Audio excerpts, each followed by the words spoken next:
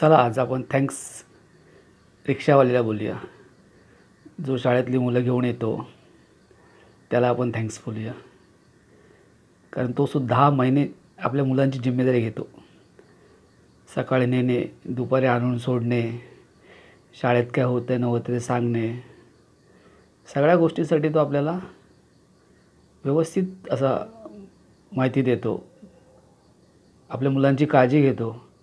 स्वतःच्या मुलासारखी आपल्या मुलांची काळजी घेतो.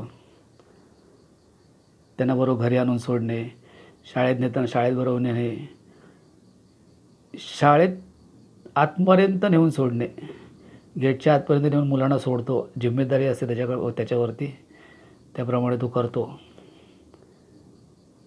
तसंच कधी त्याला मदत म्हणून कधी अडीअडचणीला त्यांनी फोन केला तुमच्याकडे आणि काही बोलला, काही अडचण आहे, गाडीचं काम निघालं आहे, काही पैशाची मदत करू शकता का? करा, खुल्या दिलाने मदत करा त्याला. जास्त नको, 400-500 रुपये द्या त्याला, मदत करा. नेक्स्ट टाईम ज्यावेळी आपण त्याला पेमेंट देतो तो बोलेलच की नको मॅडम, पगारातनं कट करून घ्या, पेमेंटमधनं कट करून घ्या. कट करायचे. पण काय करायचे, जर 400 रुपये असतील त्याचं भाडं आपलं द्यायचं, तर 300 द्या, 100 कट केले सांगा. असं 2-3 पगारात त्याचं करा आणि त्याला मदत करा तुम्ही. त्यालाही बरं वाटेल. आपण जर देऊ शकतो तर करू शकतो. करा, जरा हेल्प करा, मदत करा. आणि कुठे बाहेर फिरायला वगैरे जायचं असेल आपल्याला, तर पहिलं त्याला बोलवा. बघा, आपल्याला रिक्षाची कधी अडचण असते, रात्री अहोरात्री, तर त्याचा नंबर आपल्याकडे असणे गरजेचं आहे. आणि तो आपल्याला हेल्प करू शकतो, कारण तो आपल्या मुलांची काळजी घेतो. त्याला आपल्यावर चांगला विश्वास असतो.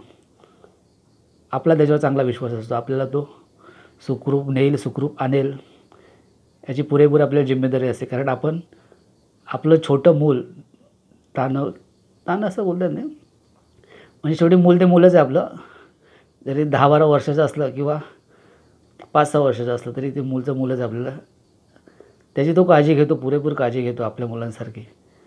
तसं त्याच्या प्रवासासाठी आपल्याला सुद्धा आपली काळजी घेईल तो. जरा पहिला गरज पडली कधी आपल्याला, तर पहिला फोन त्यालाच करा.